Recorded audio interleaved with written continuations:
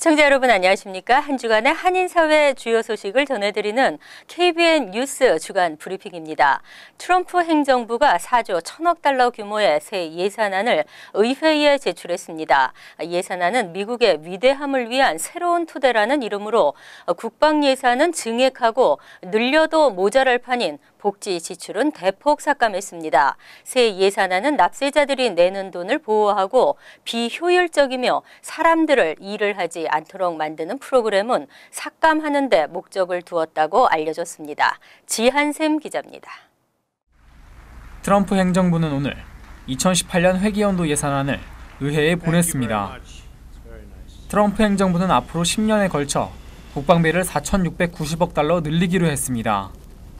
국경 경비에는 26억 달러의 예산을 배정했습니다. 이 가운데 16억 달러는 멕시코 국경 장벽 건설에 사용하기로 했습니다.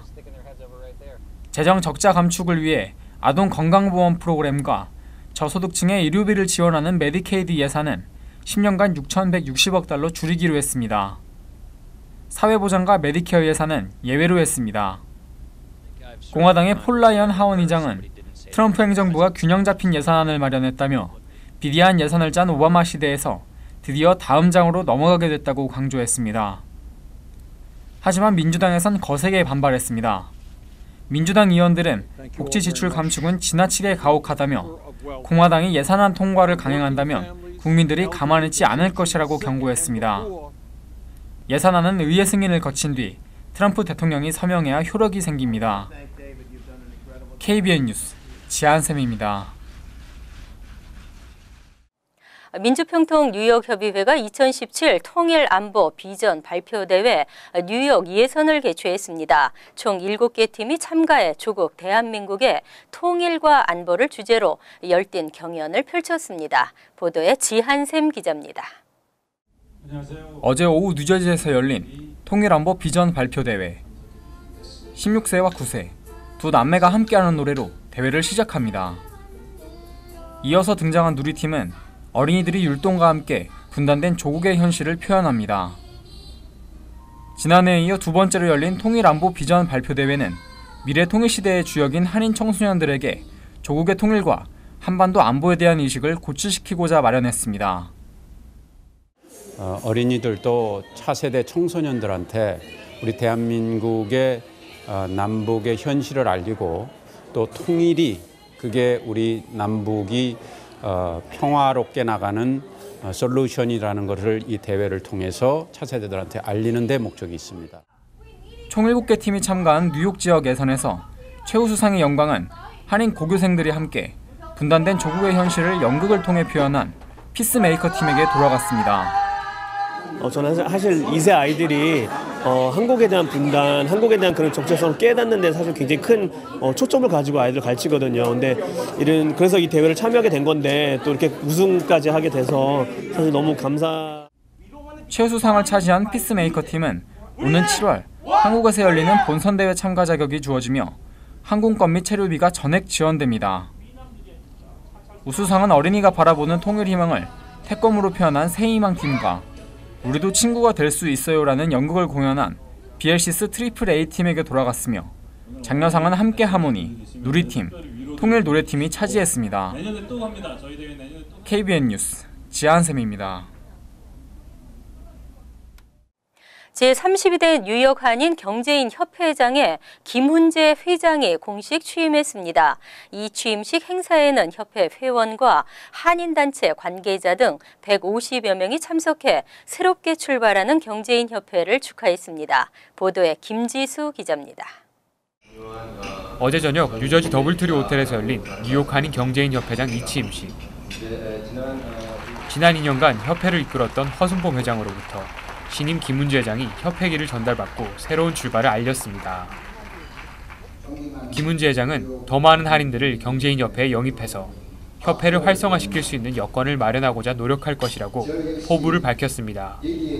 첫 번째는 제가 바라고 싶은 것은 많은 협회 회원들을 좀 더 내가 영입을 하게끔 준비를 하고 싶고, 두 번째는 미국 마켓은 좀 어느 정도 지금 침체가 되어 있는데 지금 한국에 있는 중소기업에서 미국에 많은 분들이 진출을 하고자 합니다. 그분들을 우리 경진협회 회원들과 이게 조인을 많이 해서 서로의 그 윈윈할 수 있는 그런 여건을 만들어서 김 회장은 전임 허순범 회장에게 감사패를 수여하고 그간의 노고에 감사를 표했고 허 전 회장은 이임사에서 앞으로도 협회 발전을 위해 열심히 돕겠다고 밝혔습니다. 우리 이번 32대 신임 회장님께서는 워낙에 우리 경제협회에 오랫동안 또 몸도 담으셨었고 또 그동안에 또 비즈니스도 잘해오셨던 분이라서 우리 경제협회를 위해서 더욱더 아주 진보적으로 아주 발전성 있게 아마 잘 꾸려나가시지 않을까 그렇게 생각을 하고 있습니다. 신임 김은재 회장은 지난 1986년부터 협회에서 활동하기 시작해 22대 김재만 회장 당시 부의사장으로 활동하는 등 한인 신9세대 조화를 이끌어 나갈 적임자라는 평가를 받고 있습니다. 김 회장은 지난 4월 1일부터 공식 임기를 시작해 2년간 협회를 이끌어 나가게 됩니다.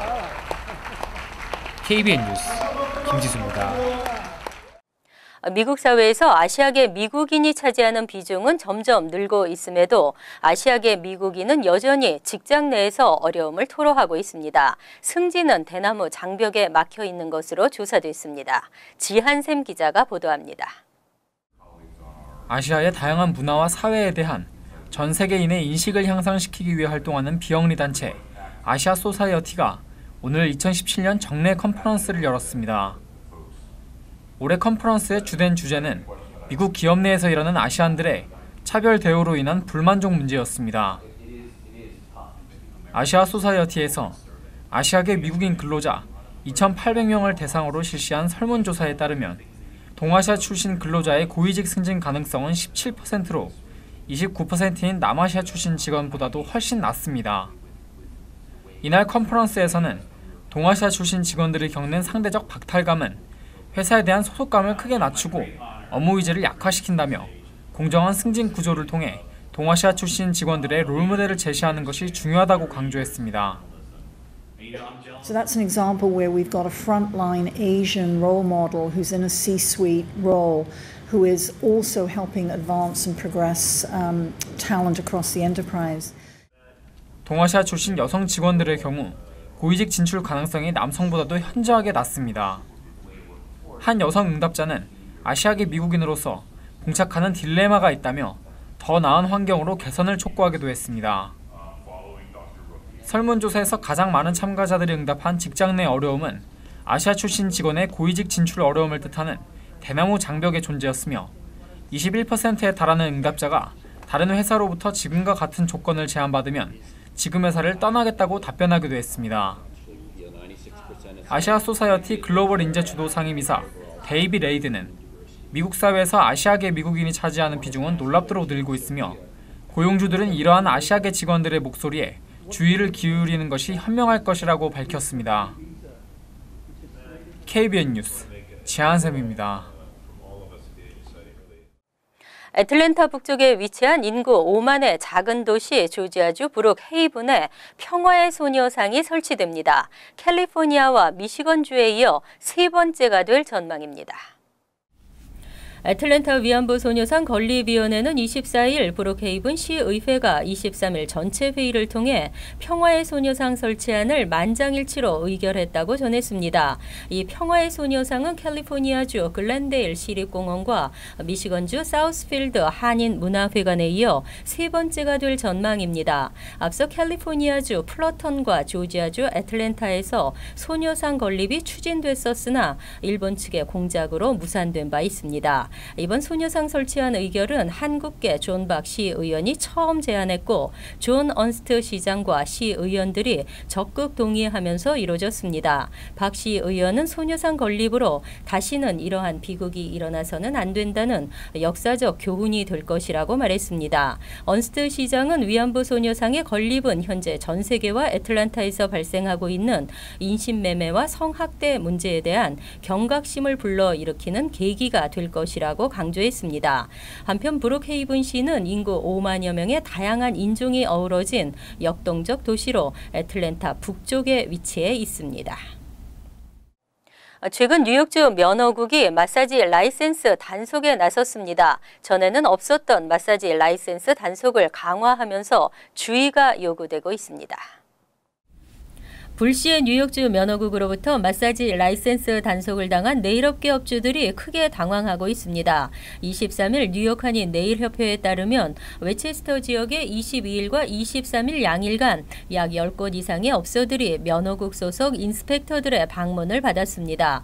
하지만 이 중 상당수가 마사지 라이센스를 제시하지 못해 위반 티켓을 받은 것으로 알려졌습니다. 이상호 뉴욕 한인 네일협회장은 단속이 강화되고 있으므로 마사지 서비스를 위해 마사지 라이센스를 꼭 취득할 것을 당부했습니다. 이외에도 인스펙터들은 주로 매장 안에 팔리시와 글로 등을 취급하는 화학 제품에 대한 기록인 MSDS 보관 여부와 왁싱 라이센스 및 업소 라이센스에 업주 사진이 부착됐는지 여부를 집중 조사하고 있습니다. 또한 책임보험 가입 여부와 임금 보증 채권 구입 여부, 장갑 및 호흡기 보호구 비치 등도 일일이 체크하고 있습니다. 이처럼 네일업계를 대상으로 집중 단속이 펼쳐지면서 규정을 준수하지 않은 업소들에게는 벌금 폭탄을 내리고 있습니다. 업소 간판 이름과 사업자 등록증의 이름이 달라 티켓을 받는 경우도 있습니다.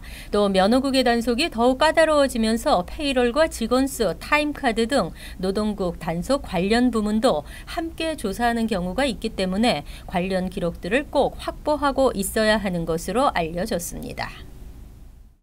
시민권을 신청하려 해도 $725에 달하는 수수료는 큰 부담입니다. 내추럴라이즈 NY가 올해에도 계속돼 저소득층을 지원합니다.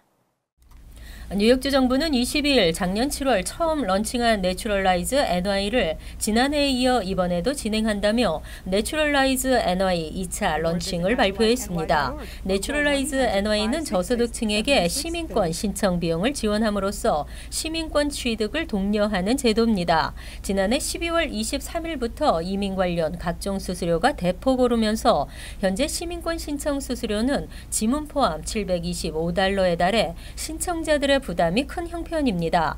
내추럴라이즈 NY는 연방정부가 제공하는 수수료 감면 혜택 대상에 포함되진 않지만 경제적 어려움을 겪는 뉴요커들을 대상으로 시민권 수수료 전액을 부담해주는 방안입니다. 앤드류 쿠오모 뉴욕 주지사는 올해는 시민권 신청 지원 바우처 1,500장을 제공한다고 밝혔습니다. 지난해 2,000명의 바우처를 준비했지만 실제 혜택을 받은 사람은 389명으로 나타났습니다. 957명이 지원했지만 자격이 충족되는 사람은 389명밖에 없었습니다. 주정부는 이번 캠페인에서 실질적인 수혜자를 늘리는 것을 최우선 과제로 삼았습니다. 최근 뉴저지주 주요 한인 밀집 지역에서 교통법규 위반과 주차 위반이 늘고 있는 것으로 나타났습니다. 점점 복잡해지는 한인타운에 근본적 대책 없이 단속에만 초점을 맞추고 있다는 비난이 나오고 있습니다. 팰리세이즈 파크에서는 지난해 7월부터 올 3월까지 총 2,673건의 교통법규 위반이 적발된 것으로 뉴저지 타운법원 통계 자료를 분석한 결과 나타났습니다. 이는 전년 같은 기간 대비 62%나 대폭 늘어난 것입니다.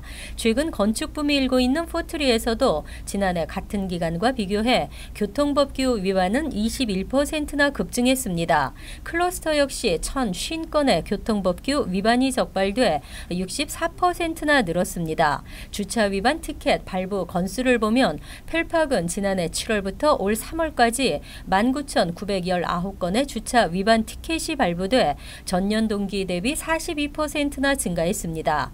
펠팍은 그동안 만성적인 주차 난을 겪으면서 주차 문제에 대한 민원이 끊이지를 않고 있습니다. 하지만 근본적인 해결책은 없고 주차 단속에 초점을 맞추고 있어 주차 위반 티켓만 늘고 있다는 비난이 나오고 있습니다.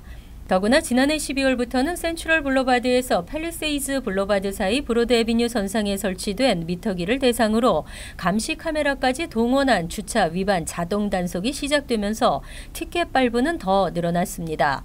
포트리 주차 위반도 전년 대비 21%나 늘었고 리치필드, 리오니아, 클로스터 등지에서도 주차 위반 티켓 발부가 늘고 있는 것으로 나타났습니다.